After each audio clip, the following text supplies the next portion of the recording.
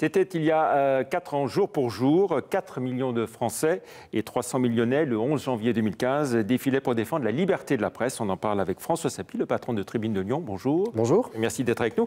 4 ans après, autour du mouvement des Gilets jaunes, des journalistes sont agressés et intimidés, des policiers violentés, et les mêmes qui étaient applaudis coude à coude avec les journalistes il y a 4 ans. Que s'est-il donc passé pour qu'il y ait un tel changement ?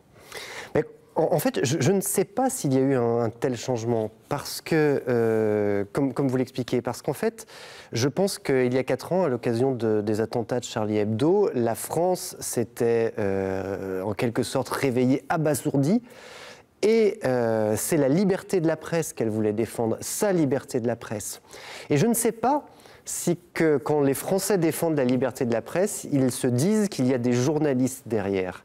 C'est pas la même chose, à mon avis, que de défendre d'un côté la liberté de la presse, auquel tous les Français tiennent du fait de la culture de démocratie dans notre pays, et de défendre les journalistes, dont il est assez facile, dès lors qu'ils nous mettent en cause, de se dire plutôt que de taper sur le problème, on va taper sur le messager. C'est ce qui se passe aujourd'hui avec les Gilets jaunes. Ce sentiment d'unité nationale pour défendre des valeurs essentielles, comme la liberté d'opinion, la République, est-ce qu'elle a définitivement volé en éclats ? Je crois pas. Je crois que si demain il se passait la même chose au Monde, au Canard enchaîné, à TLM ou ailleurs, je pense que le soulèvement serait le même. En revanche, je pense que la critique des journalistes n'est pas dénuée de fondement en France. En France, on n'aime pas les journalistes.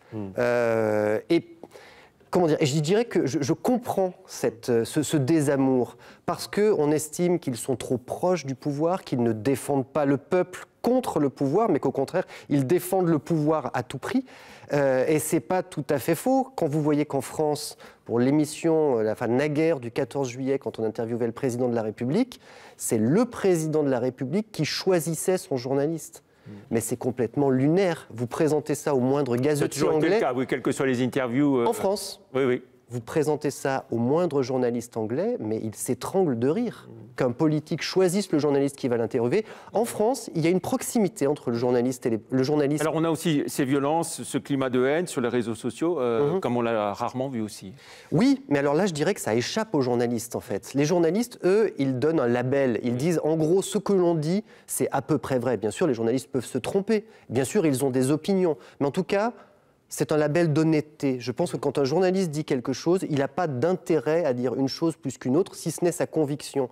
Les réseaux sociaux, le problème, c'est que ça se passe sans journaliste. Aujourd'hui, chacun a le pouvoir de communiquer avec des centaines de milliers de personnes, alors qu'avant, il y a une quinzaine d'années... Ils y sont aussi quand même, les journalistes. Il n'y a pas que ça, bien sûr, mais... Bien sûr, ils y sont aussi, mais ce que l'on voit, les fake news, c'est des types qui disent n'importe quoi, qui disent le probable, en disant ce qui est probable ou ce que vous imaginez comme un complot est vraisemblable, donc est vrai. Un journaliste, il fait la différence entre le vraisemblable et le vrai.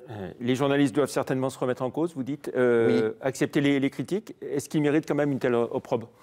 Non, je ne pense pas qu'ils méritent une telle opprobre. D'abord parce que les journalistes font leur travail. Ce sont des gens dévoués, qui sont plutôt mal payés d'ailleurs en France. Donc non, je ne crois pas. Néanmoins, ils doivent se saisir de ce message pour se dire qu'ils ont peut-être une manière de faire évoluer leur comportement. Je pense qu'il est vrai que les journalistes français sont trop proches du pouvoir. Et je pense qu'une manière de régler ça, ce serait de faire comme en Belgique, où il y ait un ordre des journalistes qui est un pouvoir de sanction sur les journalistes. Alors quand je dis ça à mes collègues syndiqués... Une fois, il y a une tentative d'ordre, c'était sous Pétain, je sais. Alors, il peut y avoir des dérives qui sont des dérives absolument... et ne me faites pas dire ce que je n'ai pas dit. Hein. Bien sûr. Mais néanmoins, il me semble qu'il y a parfois des abus et que ces abus devraient pouvoir être au moins signalés. Et cela tuerait ce désamour. Parce qu'en Belgique, où un type d'organe comme celui que je décris existe, 72% des Belges, je crois, aiment leurs journalistes. En France, 72% des Français détestent leurs journalistes. C'est un très bon pays, un très beau pays, la Belgique. Un mot sur Tribune de Lyon, pour finir, et ces dernières actualités. Une 3e étoile d'or de suite. Oui. Écoutez, pour rappeler ce que c'est, cette étoile d'or. Alors, une étoile d'or, c'est une récompense qui sanctionne la plus forte progression des ventes en kiosque de France, en l'occurrence. Donc nous, ça fait 3 années de suite qu'on est l'hebdo qui qui reçoit cette récompense. C'est jamais arrivé. Et en fait, donc sur 3 ans, ça fait une progression de combien alors? Sur 3 ans, ça fait une progression de quasiment 60% de nos ventes en kiosque, en fait. Et ça prouve que la presse papier n'est pas morte, elle bouge encore, malgré tout ce qu'on peut dire et malgré les réseaux sociaux. Moi aussi, un nouveau titre, Life. Oui, tout à fait. Dans la même veine, on est sur un territoire dynamique. Un joli pari. Oui, on s'est dit, effectivement, à Lyon, il n'y a plus de journal féminin, alors que le journal féminin, c'est une institution en France et ailleurs. Et donc, on a pris le risque, on est un journal d'entrepreneurs, donc on a pris le risque de lancer ce pari qui semble être en voie de réussir, mais il faudra attendre une année avant de savoir si c'est vrai ou pas. Voilà, et puis le groupe Tribune de Lyon, donc c'est Tribune de Lyon, c'est Exit, Grain de Sel, des suppléments, des événements. Oui, alors aujourd'hui, on est un groupe totalement indépendant, hein, puisque les salariés sont le premier actionnaire, aux côtés de chefs d'entreprise lyonnais. Et le groupe fait environ 3,5 millions de chiffre d'affaires et emploie une trentaine de personnes à temps complet. Et je rappelle qu'il y a 12 ans, on était 6. Donc ça montre bien que la presse, sur un territoire aussi dynamique que Lyon, peut se développer. Merci beaucoup François Sapie d'être venu. Et bravo pour ces succès, ces développements. La presse écrite et indépendante a encore de beaux jours devant elle. Merci, au revoir. Merci.